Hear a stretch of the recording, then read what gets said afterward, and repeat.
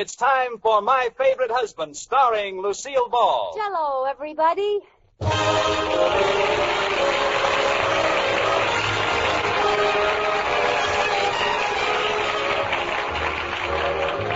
Yes, it's the new Gay Family series, starring Lucille Ball with Richard Denning. Brought to you by the Jell-O family of desserts. J-E-L-L. Oh, the big red letters stand for the Jell-O family. Oh, the big red letters stand for the Jell-O family. That's Jell-O. Yum, yum, yum. Jell-O puddings. Yum, yum, yum. Jell-O tapioca puddings. Yes, sirree. And now Lucille Ball with Richard Denning as Liz and George Cooper. Two people who live together and like it.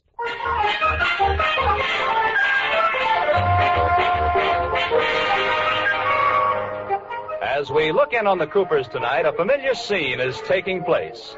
Company is coming to dinner, and Liz is cautioning George about the evening's entertainment. George, the Atterburys will be here in a few minutes, so will you please raise your right hand and repeat after me? I, George Cooper, I, George Cooper, solemnly promise solemnly promise that after dinner tonight, I will not show my home movies. I will not... Oh, no, you don't. Oh, but George, they're so awful. A lot you know. I'll bet if I entered my movies in a contest, they'd win a prize. What for? The movie with the most people with their heads cut off? Ah, you're clever. You can't tell who's in your pictures unless you recognize their shoes. Will do. What did you use, a movie camera or a guillotine? One more crack and I'll put you across my knee. Well, George, I like the pictures. They mean something to you and me, but they're so boring to other people. They are not. They happen to be educational. Oh. Now take Grand Canyon, for instance. Oh, yes, pictures of the Grand Canyon in beautiful black and black. Well, they were a little underexposed. I forgot what kind of film I had in the camera. Oh, what's so funny? I was just thinking of the first day you had the camera and you held it backwards. Well, forget it. We had 100 feet of pictures of your right eye. Well, do me a favor, George. Promise me you won't show the movies unless the Atterburys ask you. Okay. Not unless the Atterburys insist. Good. Now raise your right hand and repeat after me. I, George Cooper, solemnly promise... I, George Cooper, solemnly promise.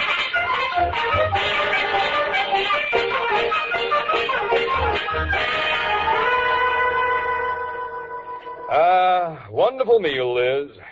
Rudolph ate too much. Never mind, Iris. You do a pretty good job with a knife and fork yourself. Here, Mr. Atterbury, have the big chair, George's chair. Oh, sure you don't mind, George? No, I'll sit on this comfortable, straight-backed wooden one. Well, what would you like to do this evening? Oh, it doesn't matter to me. Doesn't matter to me either. I know what we could do. Nobody asked you. Liz, nobody can think of anything else to do. Has anyone any ideas? No. Then how about some home movies? How about Let's some go to bridge? a movie. Picture golf is nice. See? Well, it's a funny thing. No one could think of anything a minute ago. Well, it was self-defense, George. Did I hear you suggest bridge, Mr. Atterbury? Yeah, Good idea. but I don't like bridge. Oh, you're just being a spoiled sport. I am not. I don't like the way you play. Well, how can you say that? We love the way Liz plays. Don't we, Rudolph? Absolutely. Especially at a half a cent a point. I don't blame you. Now, bridge is out. You know, I ran some of the old movies I took the other day, and there was George, give up, will you? They don't want to see the pictures. They do, too. They're just being polite. They're dying to see them. We're dying to see them. See? They insist. Well, I'm afraid we're stuck. Well, let's get it over with. What are you going to show, George? The Grand Canyon. I've been down that canyon so many times, I feel like a burro. Let's get it over, George. I'm all set. I had the projector set up before. Sneaky. I'll turn out the lights. Okay, sneaky. Now wait till I get comfortable here. Oop! Oh, Rudolph, did you throw something at me? No, dear. Well, something hit me. It was a button popped off my vest. Well, pull yourself together, Mr. Atterbury. Here we go. And, George, try not to get the picture upside down. Don't worry, it isn't.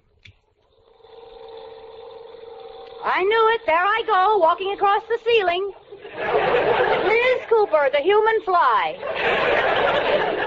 I don't understand it. Fix it, George. The blood will all rush to my head.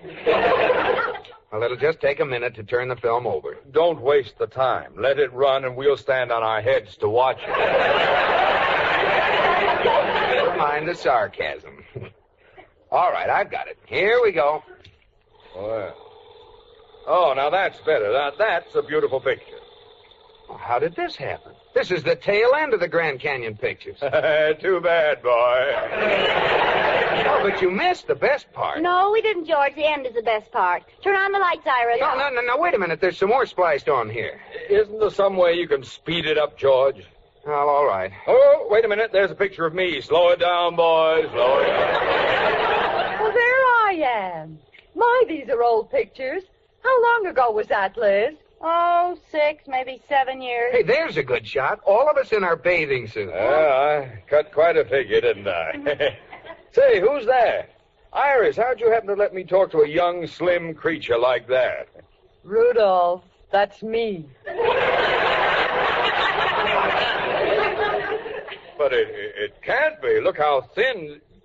Oh, that was 7 years ago, wasn't it? Before inflation set in. I don't pop my buttons. Don't let them get your goat, Iris. Liz, that redhead in the picture, the one with the beautiful figure. That isn't you. Now, don't you start anything, George. Now, quit it. That was 7 years ago. It wouldn't be natural if I hadn't put on a little weight here and there. Well, you haven't changed much here, but what a there you've put on. Hey, what did you turn the lights off for, Liz? I can't stand looking at myself like I used to be. Stop the pictures, George. Yeah, I think there's something wrong with them. Let's face it, Iris. Who are we kidding? We deserve the ribbing we're getting from our husbands. It's our fault for letting ourselves slip. Here, here. Never heard a woman say that before. Good girl, Liz. And you know what we're going to do, Iris? We're going to go on a diet the first thing tomorrow morning and get rid of this excess weight. That's a deal. Hey, that makes sense. Starting tomorrow morning, no starches, no sweets, nothing fattening of any kind. Right. That's for tomorrow morning. Now, for tonight, let's go down to the drugstore and have a double hot fudge sundae.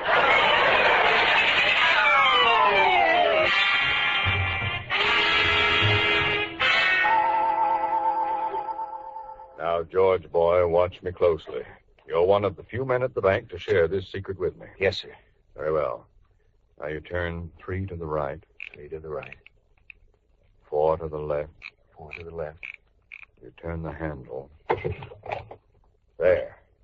Now you know how to get a Coke out of the machine without putting in a nickel.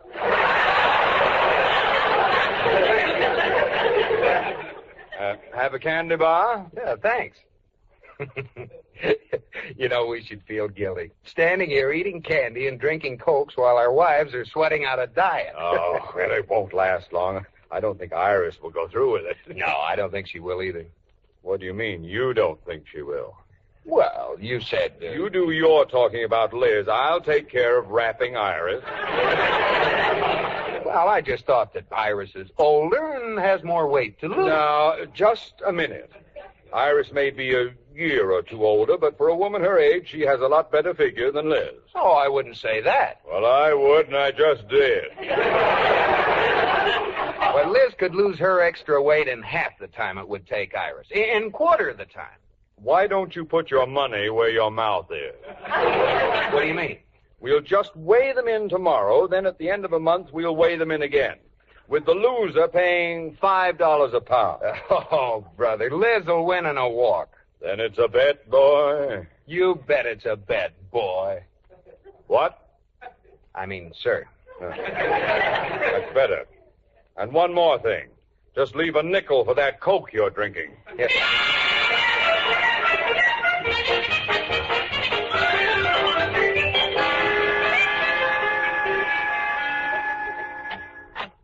Liz, Yes, dear? how are you coming with your reducing, honey? Oh, fine. I ate practically nothing today. Good. So I had to take this candy bar to keep up my energy. Here, give me that thing. Oh, well, you didn't have to throw it in the wastebasket. Liz, from now on, I'm supervising your reducing. I've got a lot of training equipment here. A book of exercises, a rowing machine, barbells, and a jumping rope. Who will I fight? Joe Louis retired. Now, come on. We have no time to waste. Why all this sudden interest? Well, because I love you, dear. I want to be proud of you. Why, George. And besides, I bet Mr. Atterbury $5 a pound. Oh, I might have known. If I can get you down to 115, I'll stick him for $50. Well, if it's money you're after, why bother with exercise? What do you mean? Just don't feed me.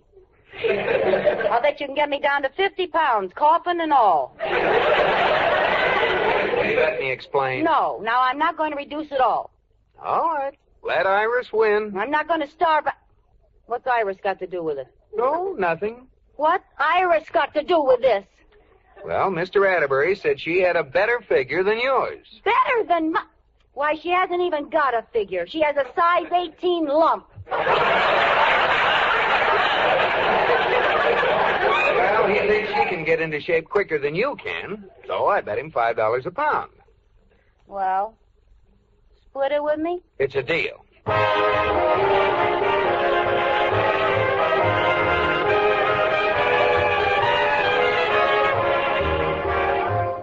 A week has gone by in the battle of Iris versus Liz, and Trainer George is putting his wife through a strenuous routine.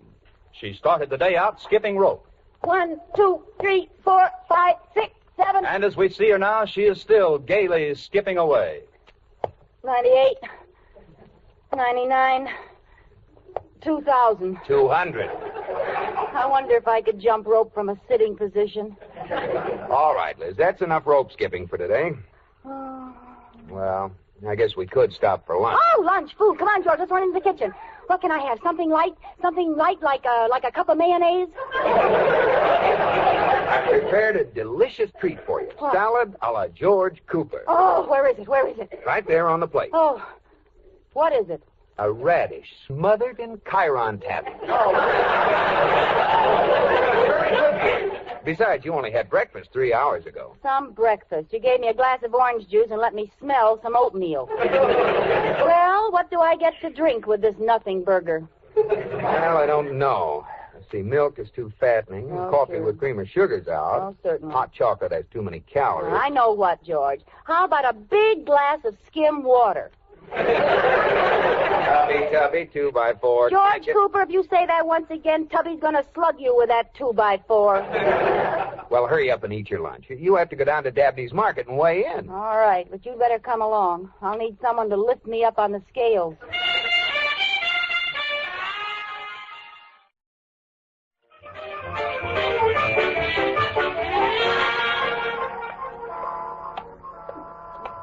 Come on, Liz, walk faster. I thought I was running.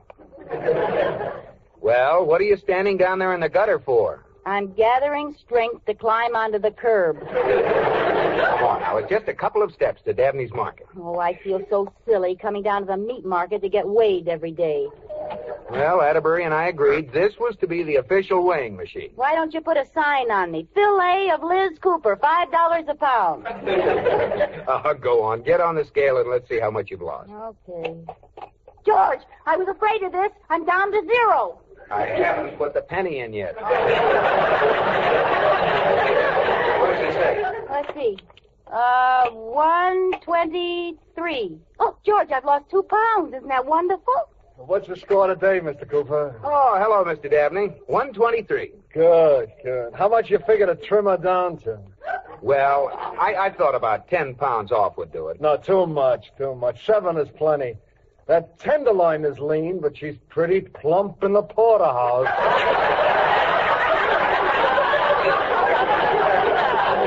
Well, I never had any complaints about my porterhouse before. I'll tell you what you do. Get rid of a couple of pounds of fat around the spare ribs, 3 more over the hocks. Anything else? Yeah, stick an apple in my mouth and shove me in the oven. I sure would appreciate it if you could bring her in at 118, Mr. Cooper. That's the number I got in the pool. Pool? What pool? Oh, didn't you hear about it? Everybody in the neighborhood's in on it. Somebody got up a pool, and I drew you at 118. Well, of all the nerve. Who would do a thing like that? I don't know. But they're $1 apiece, and I got 2 numbers left. Mr. Dabney, I'm ashamed of you. That's a terrible thing to do. I know. I hated myself in the morning, but fortunately I sold most of the tickets the night before. Oh, now you'll have to make a good showing, Liz. You're a public figure. And speaking of figures, look who's coming. Your deadly rival, Mrs. Atterbury and his prize heifer. Hello, Iris. Oh, Liz. Have you been working as hard as I know just how you feel. Hello, Mr. Atterbury. Good afternoon, Mr. Cooper, boy. Are you going to weigh, Iris? I think we'll wait till you leave. Well, if that's the way you feel. Oh, wait a minute. Bad planning. Don't get off that scale, Liz. Why? Wait till Iris gets on, and then you get off. It's more economical that way. Oh. Well, as long as it's our penny, I guess we have a right to see how much she weighs. Iris. Iris. Huh? Oh. 1, 2, 3, 4. No. No. Get on the scale. Oh. Oh. Ah. Oh. Oh. 123. Neck and neck. Oh, no, it isn't. Iris started 2 pounds heavier than Liz, so she's ahead. Come on, Liz. We've got work to do. I'll run you home piggyback. Oh, piggyback. Thanks, George. I couldn't have made it any other way. All right. Turn around, and I'll jump on your back.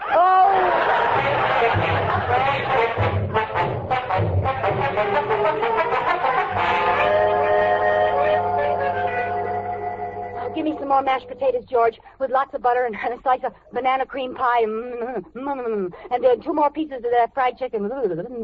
It's good. Liz, wake up. You're dreaming. Huh? What?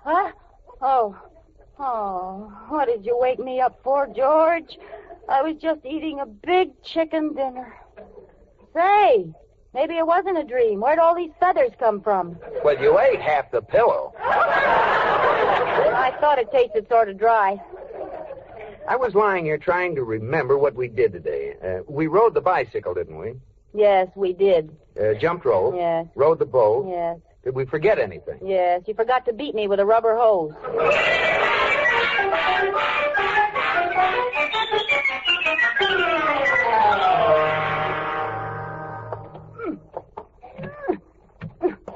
What are you doing in the kitchen, Liz? George Cooper, if that isn't the sneakiest, rottenest, low-down trick I ever heard of, putting a padlock on the icebox.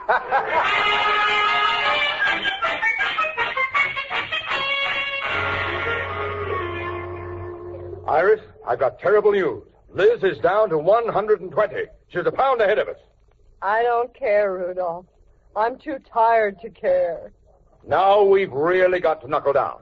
I've bought a new book of exercises, and we're going to try some. Oh. Now, exercise 1. Place hands on hips and put your right leg straight out in front of you. All right. Now, holding this position, bring your left leg up even with your right leg.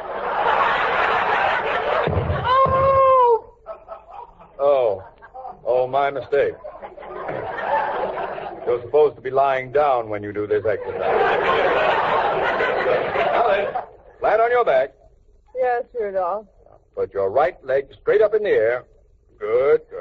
Now put your left leg up even with it. Iris, put your left leg up. That isn't the silliest sight I've ever seen. She looks like a submarine.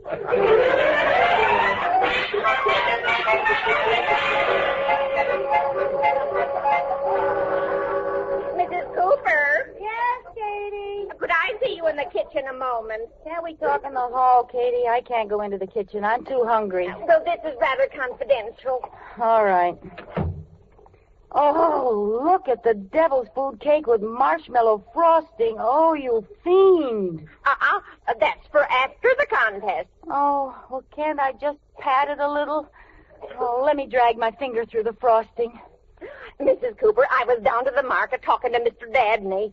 Are you listening? Yes, you were down at the Marshmallow talking to Mr. Devil's Food. Oh, well, I'll hold my hand over my eyes. Go ahead. Well, I have it fixed, so you're going to beat Mrs. Atterbury. How? Mr. Dabney showed me how to take off the back of the scale, and I can turn it to any weight I want. But I don't see what... This afternoon, when the final weighing is going on, I'll hide behind the scale. When I get through with Mrs. Atterbury, she'll weigh 300 pounds. Katie, that's the sneakiest, crookedest, underhandedest trick I ever heard of. Well, then I won't do it. What's the matter? You crazy? I didn't say I didn't like it.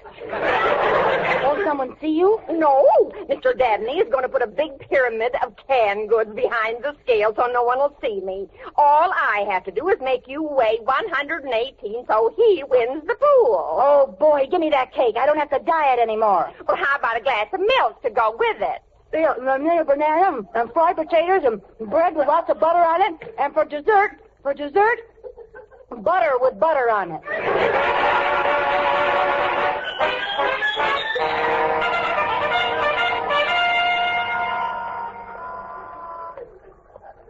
Here we are, Liz.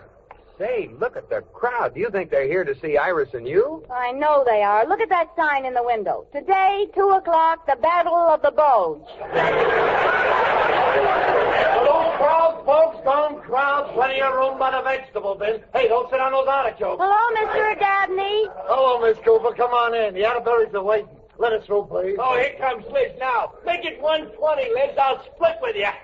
Let us through, please. Oh, pardon me, please. Hello, Mr. Atterbury. Hello, Iris. Say hello, Iris. Oh, well, don't wake her up just for that. Hello, Mr. Atterbury. Well, George, boy, I hope you brought plenty of money. No, hold it. I got to make an announcement now. Ladies and gentlemen, your attention, please. The Dabney Meat Market proudly presents a weigh-in for the World's Championship Reducing. Oh, this is going too far. In this corner, wearing blue tie. Dress. And weighing, don't you wish you knew how much? Mrs. Atterbury!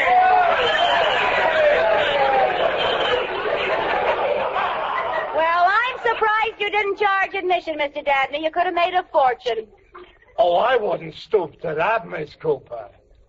But nobody got in here today who didn't buy a pound of salami. I might have known. Well, let's get it over with. Hold it. I have an important phone call to make. No, go ahead. I'll be right back. Okay. Miss Cooper now stepping on the scales. Pennies by courtesy of Dabney's. And she weighs, when it stops, 118. Oh, what a surprise. Okay, who holds number 118? Step forward, please. 118. Oh, that's me. What a coincidence. Who threw that salami? Wait a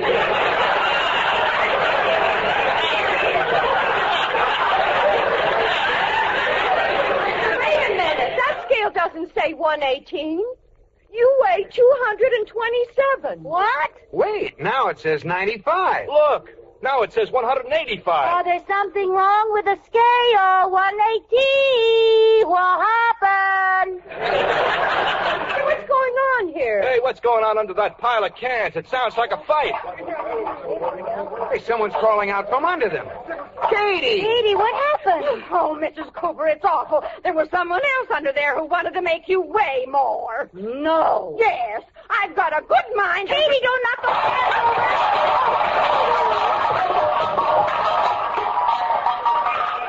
Here, quick, help me lift these cans off. Whoever's under there, it serves them right for cheating. We thought of it first. Liz! Look who it is! Mr. Atterbury.